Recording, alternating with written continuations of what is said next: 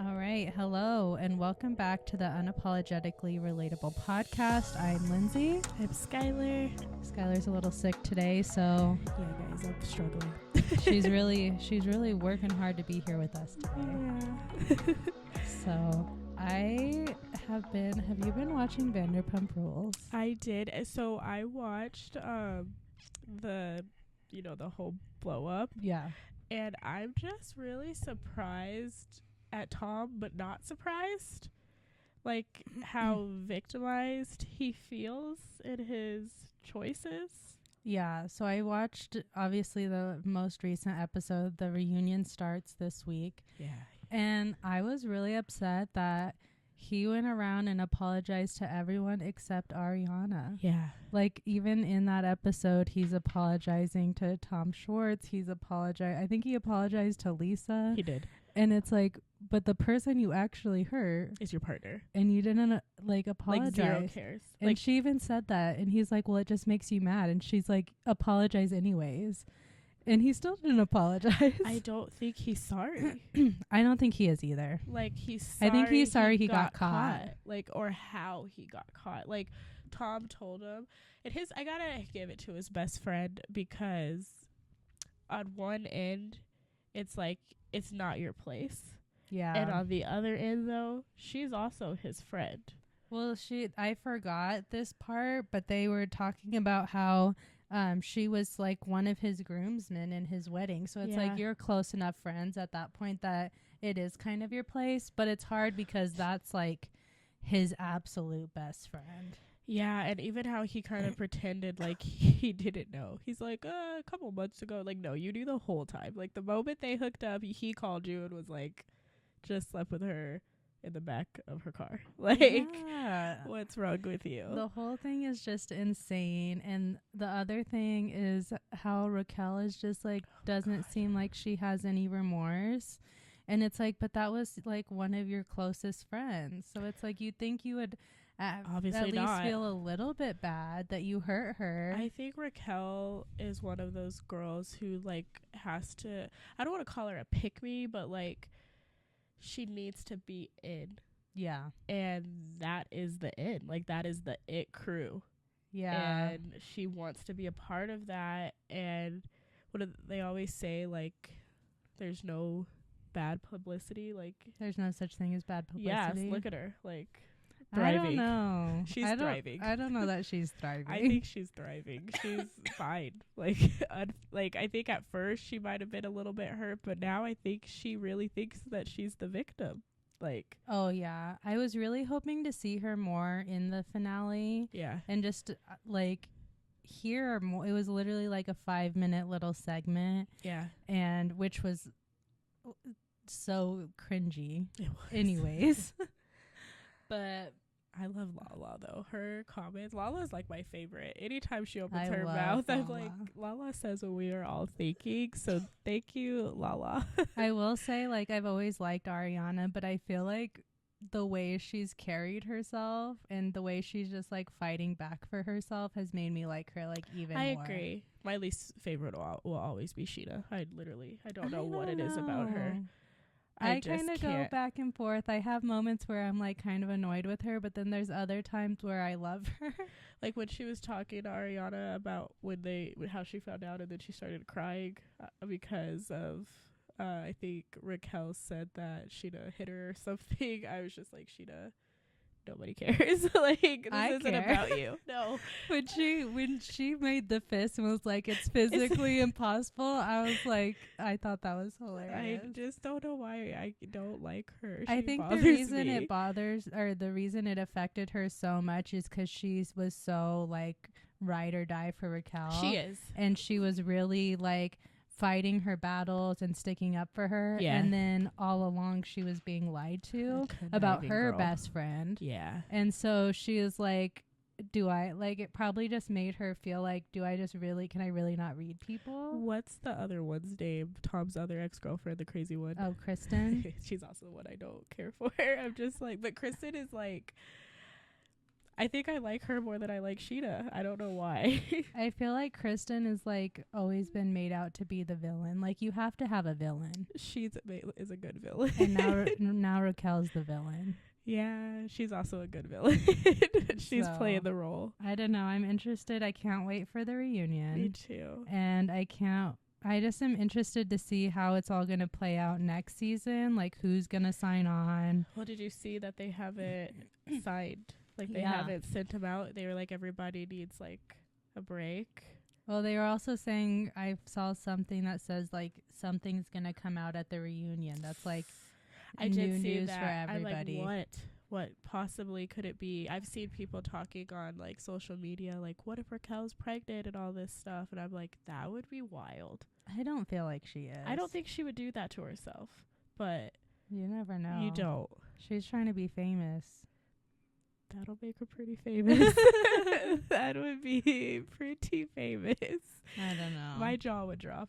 Even if people already like put it in my mind, I'm like, yeah. I think the other thing that really bothered me is like, because Ariana the whole time has said how she doesn't want kids. Yeah. And Tom really wanted them. Yeah. So she was like going through the steps to like freeze her embryo or freeze the eggs and make embryos. And it's like he was cheating on her that whole time. Yeah. And it's like, how messed up of you to like allow her to go through that process knowing that you're cheating on her. Yeah. That is like a different kind of like messed up. That's just evil. Like I think there were multiple times that he could have walked away and been honest with her and told her the truth. Like honestly, after the first time. And okay, maybe that one was a mistake, but any time after that wasn't a mistake. That was a choice. Yeah. Well, he said something too. Like every time I wanted to tell her, I just got this vibe from her that she didn't want to know. It's like, well, duh, she doesn't want to know, but she does at the same time. Like you never want to find out that your partner's cheating on you, but it was like you need 7 to months know or more. Like you were sleeping. And what vibe did she give off? Like she didn't give off any vibe except being a caring partner. Oh, one that he said, he was like, he would say he's going to other Tom's house, and he was like, all she had to do was follow me. Oh my God. That made me so mad. I will say I appreciated Schwartz in that moment saying not to put that on her. Yeah, because it's like that's not her responsibility. You're my partner. I trust you. Like why? And then also they just bought that house. Oh yeah. I'm just like, what was the reason? If you were that unhappy. Like I mean, they bought the house a couple years ago. I know. I feel like he's been unhappy for that long, though. Like, yeah. He seems like, I think he said they've been unhappy for like over 5 years. Like they've been faking it. I will say in the, I don't know if you ever watched the Watch What Happens Live with Andy Cohen. Ariana had said, because Tom was like, she should have just checked my location or followed me. And she was like, I had your logins. I did check your location. You were at Tom Schwartz's house. Like, what do you want me to do? That's another thing, too. Tom Schwartz to pretend like there were multiple times I'm pretty sure they hooked up over there as well. They probably did. And he knew, if not the whole time, the majority of the time. The whole time. I think it was the whole time, too. But in sync the whole time. The whole time. So I don't know. I am excited for the reunion, though. I'm like, and the pictures of Ariana, she looks good. Amazing. I keep seeing, I saw recently that she's moving out of the house, so maybe they've sold it. I hope they sold it. I don't know. So they can really part ways and just live their best lives. Yeah, I think that is a positive that they don't have kids, because I feel like that would have just made the situation so much more messy. Well, then it's hard, it's hard co-parenting with someone who hurt you, like, that badly. And then you have to, like, kind of fake it in front of your kids, because you don't want, like, at the end of the day, like, that's their parent. So you can't let your feelings dictate, like, your kids' feelings. Yeah, I agree. So I mean, I think that's a good segue into what we're talking about today, which is actually co-parenting relationships. It is. And I don't know. Again, glad they're not co-parenting together, because she needs to just not have anything to do with him anymore. Doesn't she have a new man? Yeah. I was like, dang, how do I do that? I don't know. I'm like, do you, boo? I know. Good for her. But yeah, I feel like, going back to our co-parenting topic, I have a lot of experience in this topic, so much to the point that I'm like over it. Yeah. I mean, I will say one thing I kind of wanted to preface on this conversation is I think a lot of people think of co-parenting relations strictly as people who have separated. Yeah. But honestly, even with me and Matt, we're married, but we are still co-parenting on a daily basis. Yes. And yes, people are aware of that, but I don't think people think of that when you think of a co-parenting relationship. Yeah, I think co-parenting is big in a marriage because it's exactly that. You're co-parents. Like you're raising your kids together, or you're raising your kids, you're not in the same house, but you're still raising them together. So, yeah, I feel like for me, mine started as a teenager, as we know. And I think it took like a good 10 years for me and RJ's dad to get into a healthy place, which is a little, I don't want to say embarrassing to say, but like it's a lot. We just could not get on the same page. It took a decade to get onto the same page. We had a lot of growing up to do. I was going to say that I feel like a big part of the reason it took you guys so long is because you were so young when you had to start that co-parenting relationship. So you're really just growing up, figuring out how you guys are separate, figuring out who you are as an adult, and then also figuring out how to parent your child together. Yeah, there was a good period for like, I want to say 2 or 3 years. I did not talk to him. Like, RJ has had a cell phone since he was 4. He learned how to read and write at 4. Because that's how unhealthy our relationship was. And I wanted to be able to get a hold of RJ. And I look back and I'm like, I don't know if that was the right thing or the wrong thing to do. So that's a lot of pressure on RJ. And I'm not saying I put all that pressure on RJ. Like, I also used his grandma as like a go-between.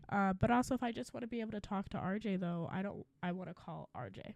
Yeah, I get that. I will say, teaching him how to read and write at age 4, he's a little baby genius. Like, he's super smart. RJ's really advanced in his class. And I'm going to credit that to me teaching him how to read and write at 4. But I think it's a little bit different with Layton because me and her dad were together for so long. And for the first time, I planned a pregnancy, welcomed a baby, and we were together up until Lay was, I think 4 or 5? Yeah, I was going to say like 4 or 5, yeah. And then shifting from that co-parenting environment to the co-parenting environment that we have now is really hard because I feel like I'm a lot more mature than I was when I was 19, or at least I would hope I am. You try to be. I do. I really do. And I feel like I'm constantly taking the high road. Yeah, I think that is a hard thing with any relationship is when you have to constantly be the person taking the high road. You get to a point where you're like, why am I always taking the high road? And then that's when you start being petty and just doing other things because you're like, you need to take the high road now. Like, yeah, and why is it always me? And I never could do it. I feel like I always call you and I'm like telling you like, oh my gosh, I'm so mad, blah, blah, blah, blah, blah. And then I always do what is in the best interest of Layton. Yeah, which is important. At the end of the day, that's all that matters. But taking the high road that's the part that is exhausting for me because I pretty much raise Lay by myself all week long, and then she gets to go be with her dad and do all the fun stuff on the weekends, or she doesn't. And that part is frustrating because I'm always on. Like, even if we go real time right now, I've been sick since Tuesday of last week. Mm-hmm. And I've really, this is like that other side of single parenting where I don't have someone to like help me. I actually had to really rely on RJ on one of the days where I was at my lowest to help take care of me and Layton. And I'm like, okay, I raised this boy so well that he's kind of running this house pretty good. Out. Yeah, he did. There were some little things like when I got out of bed finally the next day, he kind of left a little bit of a mess. But I'm like, you know what? Small problem. You did so good with everything else that's the least of concerns right now. The fact that Layton did not cry or bother me is a win. So thank you to him. But it would have been, that's times when it's nice when you have a spouse to help you. And I don't feel like I had the support from him that I needed, because RJ's, 12 years old. He's a lot more efficient on his own. And even though Layton is 8, she still needs a lot. Yeah. So it just would have been nice to help with that. And even now, like, I'm still pretty sick, but I kind of have a couple days of school left that I have to just power through. And it would be nice if I just had a little help there. If you could just go home and know you can just like rest. Yeah, I had to like selfishly be like, you know what, you have to get laid this weekend. I have to rest. And I think I slept pretty much all weekend, but there was even like a little bit of an incident on Sunday, and I'm like, that's the part where I take the high road, where I'm like, it's not even worth it to fight, because what's it do? I'm mad, and he's still gonna do what he's gonna do. So I feel like I look at it as, what's the point? And I don't know if that's good or bad, but I'm trying to do it differently than I did with RJ's dad, because I would definitely go to that place of like petty, and that place is like low vibration, and I'm trying to be like a high vibration person. Like, I want to be positive and promote positivity. So plus at the end of the day, that doesn't accomplish anything. Like, it makes sense because you get to a certain point where you're just so frustrated, but at the same time, nothing is getting resolved. Yeah. So you still are going to have the same issues. So it almost doesn't benefit you to do that. But I mean, no shade on you, because that's frustrating and we've all done it. So, and it's crazy. Like, I really, I'm in therapy and I talk about this stuff in therapy, and I'm like an anxious attachment person. So I constantly need to talk feelings, especially with those that I care about the most. And Sal is an avoidant. So when he knows that there's a problem, he's literally running the opposite direction. Like, please don't call me. Literally, he will tell me. He's like, I've moved on. Call me when you've moved on. And I'm like, no. You're like, I won't move on until we discuss it. We need to talk about it. So some things I will allow him to do that. He probably tells me that every single time we have a problem. I'll let him slide sometimes. And then big ones, I'm like, absolutely not. You do not just get to run away. Like, we're adults. We're capable of talking. My biggest thing to him is that we were together for a decade. We're capable of talking things out. And at the end of the day, all I care about is what's best for Layton and her being well taken care of. So if we can agree there, we're fine. And then there's just little things. I think he's lucky to have me as the mother of his child, because honestly, he gets off with a lot. If, like, that's me putting it nicely. Yeah, I think that's an issue that a lot of people probably run into with co-parenting relationships, is I feel like the mom often takes on in such a large role and really becomes like the primary parent, especially when the parents are separated, because your custody is divided. And then, like, in your case, he's getting her on the days where there's no school, like no responsibilities really. It's just like, have fun, make sure she eats, make sure she's clean, like the very basic. Yeah. And I think for me, I just want like a really good balance. Yeah. And I guess this time around, I don't know why I'm struggling. I've been a single mom before, but being a single mom of 2 is like night and day. Yeah. And I definitely feel like I have a lot because I was a stay-at-home mom for I feel like 5 or 6 years. It was a long time. Because it was my pre-pregnancy too. So about 6 years, I was a stay-at-home mom. Transitioning from stay-at-home mom to full-time working mom to full-time student is a lot. And I'm just like, I don't understand why I don't want to say I'm struggling, because it's not that I'm struggling. There's just days that are sometimes just I'm like exhausting. Yeah, I'm like right now, I'm like, I wish I just like somebody else picked you guys up today and somebody else fed you and I could just go home, go to bed, and wake up and, you know, I'm ready for work to be over. I think like I'll finally get over this cold too when I don't have to get up and go to work. So maybe next week I'll feel better. Yeah. What about for you though? How's like co-parenting with you and Matt? What's that dynamic like?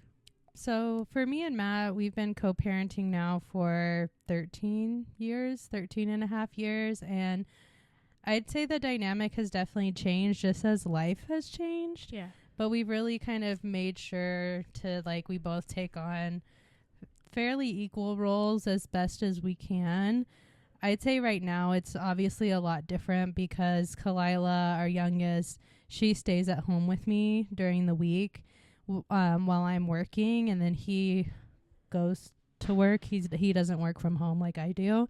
So that's a big change there because all of the responsibility throughout the day does fall on me. But at the same time, that's what we decided was best for us. Yeah. So I think that's what's important. I do think another thing I kind of wanted to like bring up just in general is I like during the weekends and in the evenings, we really take on like more of a 50-50 role. Honestly, some days I'm like, she's yours. Yeah. Like I obviously do take care of her as well, but I just get kind of let him take on more of the responsibility, which works out really well for us. And we kind of just give and take whoever needs what at the moment. I think one thing that's really important, which I feel like I know a lot of people who, and I think you had even ran into this in the past, where you almost are like worried about your spouse or significant other taking care of the baby. So you don't want to go out. You don't want to go do things with your friends or whatever the situation is. And for me personally, I've been really lucky that I've never had that issue. Yeah. I don't know if it's because of our situation. Like we had a baby so young, we're working and going to school. There was really no choice but to say, like, I'm going to school, you're off of school, so now it's your responsibility. And that it just like, that's what it was. Yeah. And now, even when I go out, I don't worry about him taking care of Kalila because I just am like, you got this, like we're good to go. And I think that's something that's really important in any co-parenting relationship is you really have to find a place where you're trusting your partner, or even if it is your ex-partner, to just know that they can take care of the kids and go out and enjoy yourself as well. Yeah, I know during my stay-at-home mom period, I guess I felt guilty for asking, like, and it's not even like asking because it makes it sound like I'm like a child and I need to ask for permission, but I just feel like because he was working, I wasn't working at all, like I should be the one taking care of the kids. And I even think a piece of that led into the postpartum depression that I had because I'm taking on all these duties when it's like I'm human, I need a break too. Yeah. And also like the person you have a baby with, like you have a baby in most cases, you have a baby with them for a reason. Yeah. And so there should already be a level of trust there that I'm fine with you watching our child and me getting a break, just like they don't think twice when they go out and hang out with their friends because they know the baby is in well care with the mom. So I know there were a few times you guys would ask me out and I'd be like, oh, I can't leave my baby. Lay was little at that point and very much attached to me. And but it wasn't like newborn little, just to like clarify situation for people. She was probably like a year. And so from like 1 to 3, I think I really struggled. Yeah. And then I slowly started to be like, you know what? Like, it's fine. Now I'm like, Mama needs her time. Like, Yeah. you gotta go. Yeah. And I just think that's something that's really important. And I personally have never been a stay-at-home mom, so maybe that's why I've never struggled with it, because I could definitely understand where you're coming from in that sense, or like where your mind goes. But at the same time, like, you do need a break, and you just need to be able to trust that your partner or the father or mother, whoever you're co-parenting with, is taking responsibility, taking good care of your child. And so you can go with your friends, or even just go and get a massage or something, and just like not stress the entire time you're gone. It's crazy. I don't think I even let Sal watch Layton by himself for the first year. I don't know why. It's not even that I didn't trust him. I was just like, have you ever like taken care of a baby? And he's like, no. But he's like, I'm capable. And I'm like, it's fine. I'm gonna take her to my mom's house, watch the football game. You're good. So he got off really easily year 1. See, and I'm like the opposite. I'm like, you're home, you're watching her. I'm baby. Like, not that I go out a lot, but when I do, I'm like, okay, you're on baby duty now. I think too, because as a teen mom, there's some moments I miss with RJ that I have with Layton that I genuinely cherish. Like, I do get that. There's some things that I missed out on that because I was a stay-at-home mom, I was able to have and see every moment with Lay. Yeah. Like her first steps, her first crawling, talking, cooing, rolling over, like all these things. I missed a lot of that with RJ because I had to work. So I think my bond with both of my children is very, very strong. But I feel like from a parenting standpoint, I think in the baby stages, I had a deeper bond than like dad did with the baby. Yeah. Just because I was spending literally 24/7. And I honestly cherished it. It's not that he wasn't capable of doing it. I just wasn't willing to kind of relinquish any of that power, I guess. Yeah, I will say that's one thing I've noticed with Kalila is I do feel like she's, not that she doesn't love her dad, because she gets so excited when he gets home from work, but she's very like attached to me because I'm with her all the time, because I work. Yeah, exactly. I work from home, so she's with me all day long, and I've been breastfeeding, so that creates like this separate additional bond. Yeah. And I do get what you're saying as far as that goes. I do think the thing is, as like kind of the point is like making sure like you are speaking up for what your needs are. And this is in any type of co-parenting relationship. I know at certain points, because just being a new parent or just a parent in general can be like really overwhelming. Yeah. And I know at one point, a few months in of after Kalila was born, I really had to tell Matt, like, I'm just feeling very overwhelmed. And it wasn't anything on his end. It was just like how it was. Yeah. And so I had to really just speak up for myself and advocate for myself and say, hey, this is what I need. Like, this is where I'm struggling. This is why I'm feeling overwhelmed. Yeah. And this is how I need you to help. And it made a huge difference, because he's not going to know to help with certain things, or he doesn't know how I'm feeling if I don't speak up about it. Yeah. Communication is literally the root of everything. If you learned anything from this podcast, if you've listened to any episode we've done before, communicate with everyone in your life. I would agree. And I struggle in that. I feel like the first like 6 weeks of life, even if you have your partner and like things, there's like a level of chaos that comes with having a baby. Oh yeah. And you could be like fine, and then I don't know, I can't say like, and it doesn't matter if you've had kids before. It's like any new baby, it's just like your whole world has been flipped upside down. Hour 5, chaos bomb. Like it just happens like at any point in that 6 weeks, and it lingers for a little bit. And then you start to settle in a routine and you start to feel better. And then it comes back like after your spouse goes back to work and you have to be like on your own and you're like, dang it, now I really do have to do everything. I will say I ran into that. That's one thing with Lily I didn't experience because we both just went back to work and school pretty much immediately. Yeah. But with Kalila, I took 3 months off and Matt took 1 month off. And that first month, I felt like we were good. We got into a groove. Like, I barely cooked that entire month. Like, I think Matt made the majority of our meals. That's nice. Like, and it was the summer, so we could like go outside for walks, and it was just very relaxing. And then he went back to work. I still had 2 months off, which helped the transition.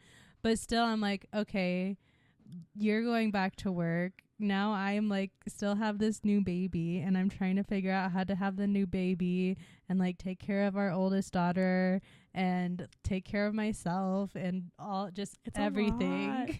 Yeah, I like that part of co-parenting is hard. I remember that, and RJ was much younger than Lily is now.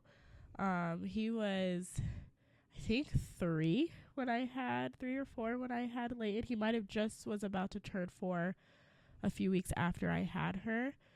He was in preschool and I had her in October, so he was still like deep into preschool. It wasn't like we had a break. Basically just started. Yes. And so it's like, okay, I had the baby. I think I didn't drive for like the first week, and then after that it's like, and Sal didn't get a lot of time off because he runs a cell phone company, so he kind of has to like, he can work from home a little bit, but he also has to be out in the stores. So he took about a week off to be with me, and then as needed, sorry guys, I'm kind of stuffy, but he went back to work and I had to transition back into like mom mode and scheduling like nursing because Lay hated her car seat. Oh my God, Kalila, because Lily went back to school in August. Kalila would scream the entire way from when I would like leave the house until I would get back to the house. And it was like a good 30 to 40 minutes. And this was in the morning and in the afternoon. I was like, I hate it here. I was like, I don't know. Like, I'm going crazy because there's literally nothing you can do. No, I got to go take Lily to school. Kalila's so sorry. That's Layton. And luckily the school was down the street. So it's probably round trip, like 15 minutes. But I would have to, and then because he's in preschool, like I can't just be like, kiss and go, bye. No, I got to get out the car. I got to get her out the car. We got to walk in the building. Of course, it's about to be winter time. So all of that. And all the sick kids. Yeah, so I'm planning all of my feedings around. What sucks about preschool is the kids only go for like 3 hours. So it's like. You're like, can we just opt out? I kind of wish I would have that year, but then he was going into at the same time I kind of feel like you needed a little bit of a break to like just focus on Layton. Yeah. And he needed a break to just get out and like run kid. around. And yeah, I would come back home like I would feed Lay and then like take care of myself real quick, eat some breakfast, do a couple cleaning things. By the time I was done, it'd be time to go get him. Feed Lay while he plays at the park, come home, lunch, nap time. And then I'm like, you know what, at this point I need a nap too. Like everyone's napping. Yeah. And we eventually got into a routine. But one thing I do remember is we had a Shar-Pei, and at this point it's now winter time and it's like, well, Sal's at work and having to walk a Shar-Pei. We also lived in an apartment and it's kind of like, to be honest with you, I'm not going to leave my newborn baby upstairs by herself. Yeah. So it was, I ended up having to get rid of that Shar-Pei because I felt terrible because I'm like, I can't give you the walking attention that you need. And then Sal's traveling for work. So it's like that, like part of my life with co-parenting was hard. I was like, yeah, you're going to have to tell them you can't travel. Like I can't do this. I think that's one thing to like think about when your partner like works long hours or like strange hours or travels a lot for work. That just adds so much additional stress onto your co-parenting relationship. And I think like for you, you guys were in a relationship at that time, so that probably made it a little bit easier. But then if you were separated, then you got to like change your schedules around and like whatnot, because it's like, what is he gonna, like, he has to work. Yeah, I like in one end, it's like when he was doing all that traveling, I appreciate it because he's making good money so that I didn't have to work. Like, Yeah. he made it that way even to this day, like where I did not have to do anything. And it sucked because he was rarely home. But he's still like Lay's like favorite person, like choice person. I'm like, how does this work that I do like, I all was of always this work? there. And not that she doesn't love me, but like She's like, you're all right. she's a daddy's girl. And somehow RJ also is a daddy's boy too. I'm like, how did this work out? But it's fine. Not really. RJ actually is a computer boy. He wants to go where the computer is.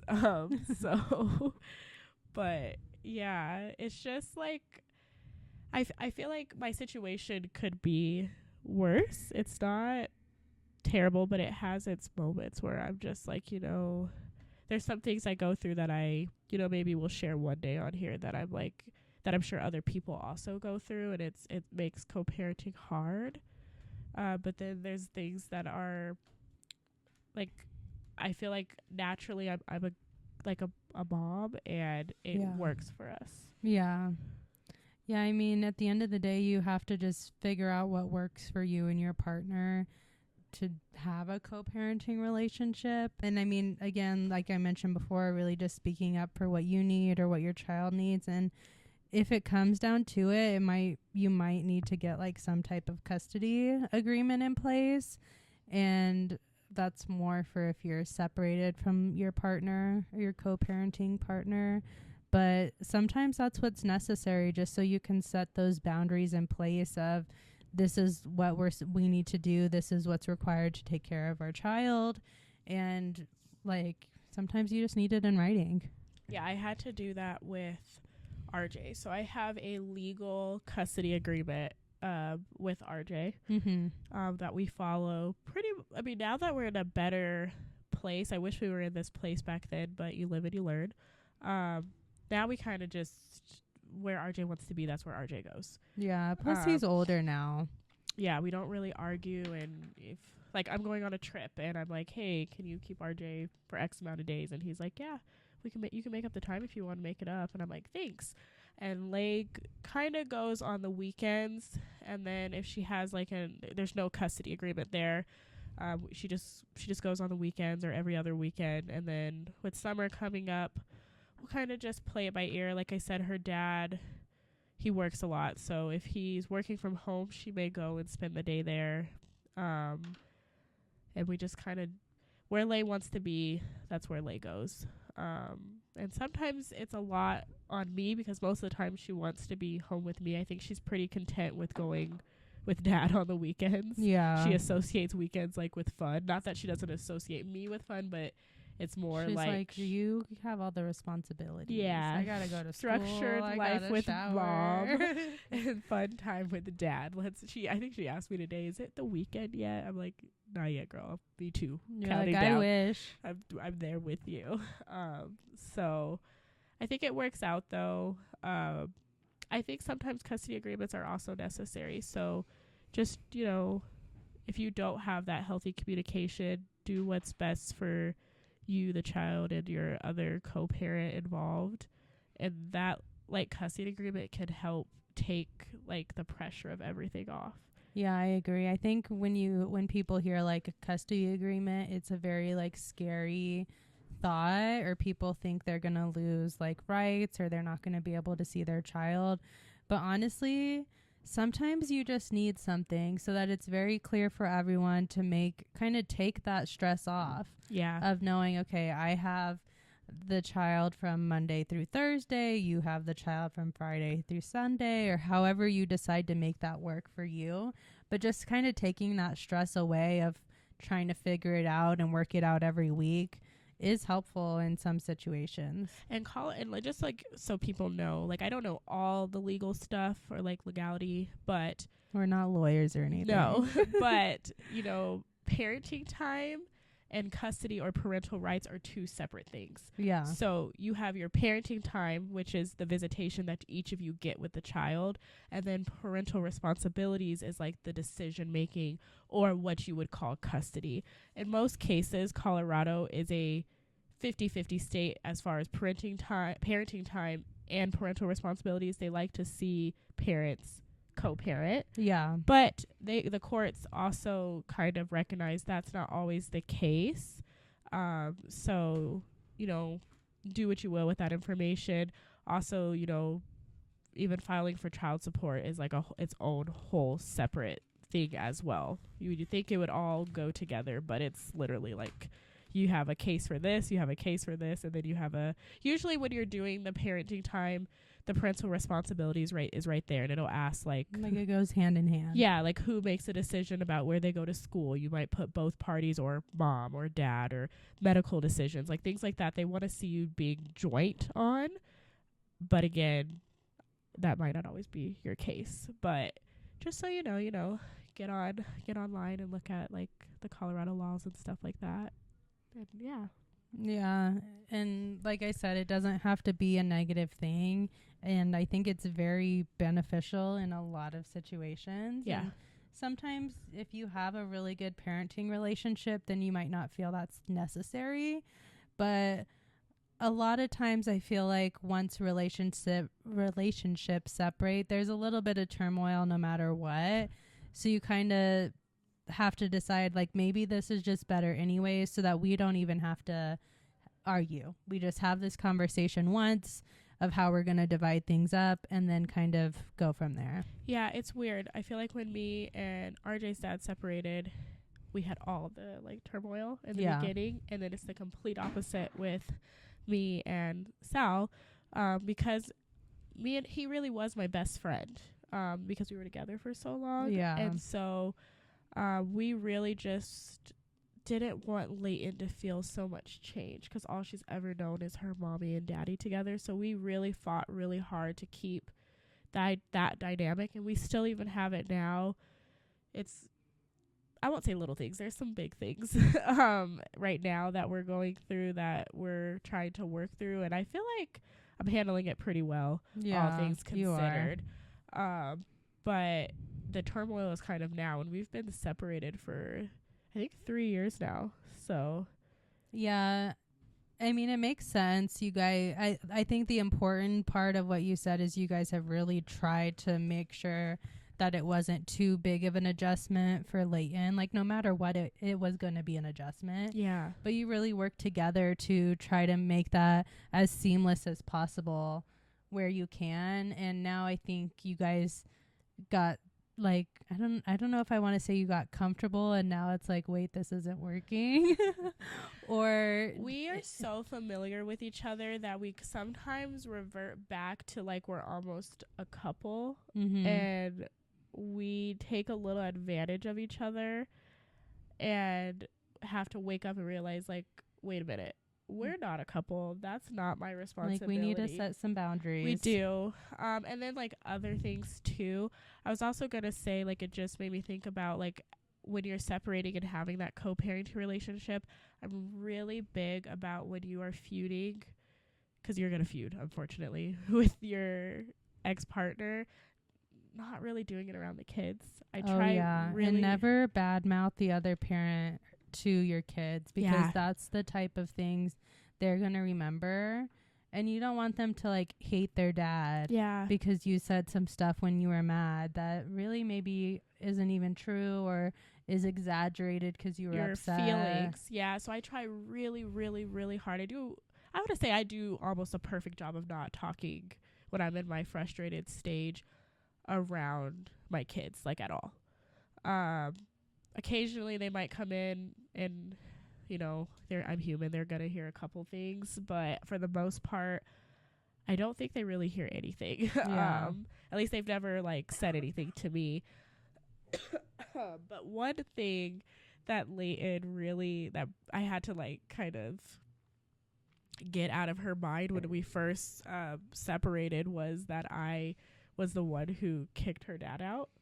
Oh. And she stayed with this even sometimes now Leighton brings it up.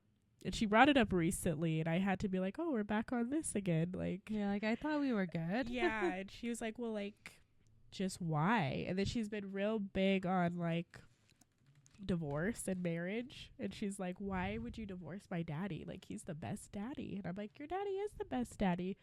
But, you know, like, mommy and daddy were never married. Like, and then she's like, shooketh. And it's like a whole nother conversation. I'm like, why did I even say that? You're like, I mean, it's true, but I didn't mean to open another can of worms. Like Pandora's box. Yes. But that's like one that I feel like I've had to talk with Sal about, because I'm like, I think you might be saying that to her, that I kicked you out, because I don't know why she would say that to me. And so that's why I bring it up, that like if you're going through that phase, just really be cautious of what you're saying to your kids, because they hold on to that. Oh, and yeah. I don't want Lay thinking that I kicked her daddy out, because there's some things I'm pretty transparent with my kids in an age appropriate way about stuff. But there's things also that they don't need to know. Like, Leia doesn't need to know the ins and outs of why we separated. Why your relationship didn't work out. Yeah. And I mean, if that's something you guys want to discuss with her when she's older, like when she's an adult, I think at that point that's okay.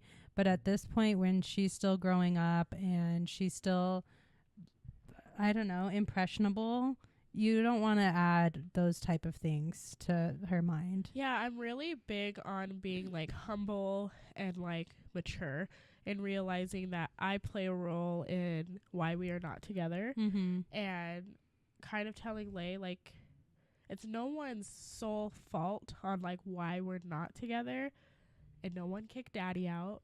We're just, you know, some people just don't work out. They're not meant to stay together forever. Yeah, but we're still a family. Daddy's welcome in everything, literally every aspect of our life. I do not keep him out of. He is invited to literally every single thing, because I know that means something to you, and it means something to me. It's also a lot for me, like going from having this family dynamic to not having this family dynamic. It's hard, and that's kind of where the boundaries and the lines get blurred, and we kind of forget like what's what. So that's like where me and Sal struggle a little bit. It's like the complete opposite. RJ was like maybe 6 months when me and Ray broke up, so he never even had to like experience that, but he did have to experience the fighting. Yeah. But he was so young. I mean, I would think at this point he probably doesn't really remember it. No, I would say maybe the first, like after he was 6 months, 6 months to when he turned 1, he definitely doesn't remember. But that's like the parts that he had to kind of, me and him had to grow up on.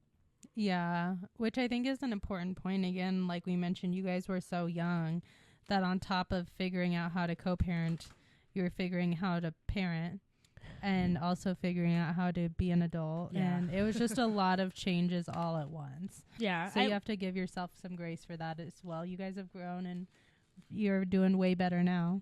Yeah, he actually wrote me a really nice message on Mother's Day, and he's like, I appreciate you as like RJ's mom. I hope you know that. I'm like, you know what? Thank you, Ray, because we've been waiting 10 years for this.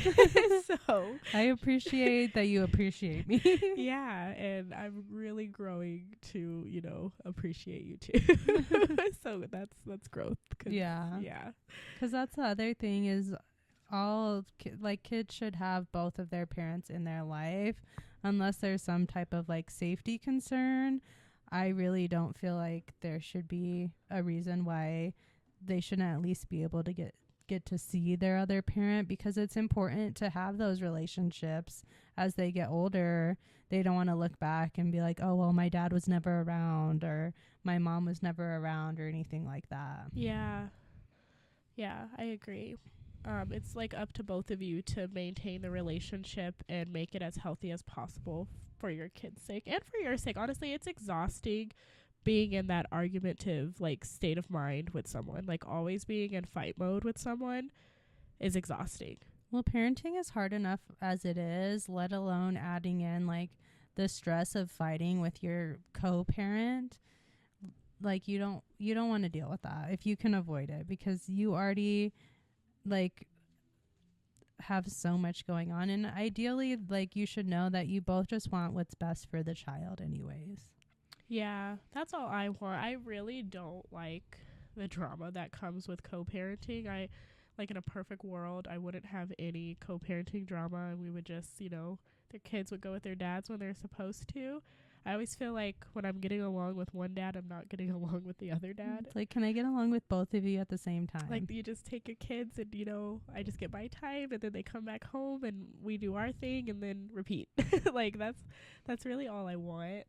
Just a well-oiled machine running. Yeah, I'd say that's a huge difference with co-parenting, like in my situation where we're married, is because if we have fights, it's typically not about parenting, it's just about, which I guess is the same, but it's because we're in a relationship, it's easier to kind of forgive and forget. Yeah. Whereas when you get in a fight and then that person decides, you know what, we don't live together, I'm not going to talk to you for a week, and then that just festers in your mind. It's the avoidant in him. He literally will be like, call me when you forget.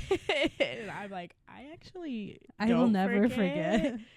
So we got to talk this out. But I'm working on that too, that not everything has to be talked out, but big things do. I agree. There are small things that sometimes you got to just like let it go. Yeah, I really strive. I hold him to just such a high regard that I strive to have a high level of respect amongst each other. And not saying that he doesn't, but every once in a while, he's human too. He slips up. But for the most part, I think he means well. Yeah, and I mean, it is stressful. And from the other point of view, just to play devil's advocate a little bit, and I mean, you both saw yourself in this relationship for the long run. Yeah. So to then that be gone, that's a hard transition to make. And then you still have to, I feel like a lot of relationships, if you break up, it's like, okay, now we're done. We can heal. We can move on. I never got to talk to you again. But when you have kids together, you're now seeing that person still on a regular basis.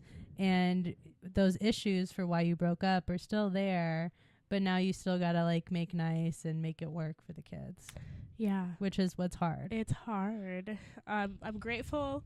Not that I would really care, but right now we're not, even though you guys know that I'm actively dating. We have not found like significant others, and I'm kind of grateful because I'm like, I don't even know if I'm ready for that.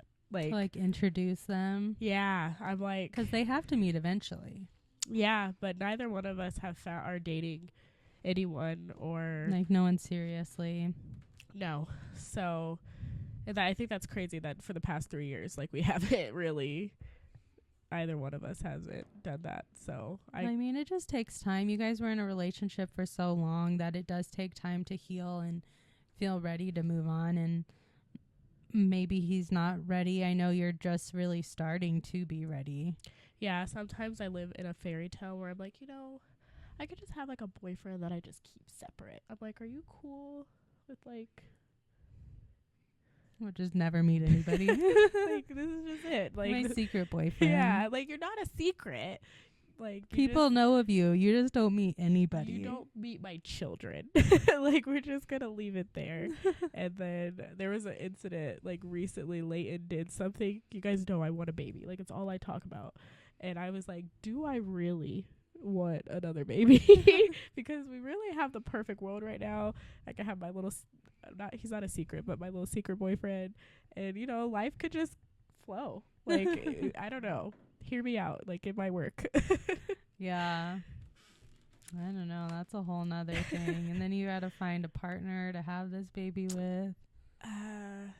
Yeah. He would also be okay. Just do like donor. He'd also have to be okay with like, I'm gonna just keep I really just want the baby. Like I don't need the man. I just want the baby. I don't want you. I don't need the man at all. I just need the baby. You don't need him. It's like, I'm just kidding. But yeah. So that's like a whole other thing. But I'm like playing but not playing. So we'll just figure out that another day. Yeah. Well, I do think, and we had a good discussion on co-parenting. It's a wild ride no matter what your relationship status is with your partner, but You just got to do what's best for the kids at the end of the day. Yeah, and just remember, I think the communication part. Communication, if we can say anything on this podcast. Communication and then respect. Like, just remember to respect each other. At one point, you loved each other. Just remember that when you're in that, like, angry headspace. If you're angry, have someone you can call and vent away from the kids. Yeah. And then go back to your partner and speak respectfully. That's what I do every single time. And look at me. I feel like both of my baby daddies being should successful. Be happy. They should be happy that I have such a good group of friends that I could vent to. Yes, I agree. You don't get the lash at all. So thank you for tuning in today. Remember, you can find us at Unapologetically Relatable on Instagram and TikTok. Yes, and hopefully you've been enjoying these episodes, because we certainly have been enjoying them, and we have a lot of topics coming up. We have a whole list of stuff that we want to talk about. So make sure that you are subscribing to our podcast and just tuning in every week, where the podcast is available on Spotify, Apple, Google, YouTube, really anywhere that you listen to your podcast. So just make sure you subscribe so you can get those notifications when we upload a new podcast, which is every Thursday. Yeah, so like, share, subscribe, and we'll see you next time. Yeah, thanks again for listening. Bye.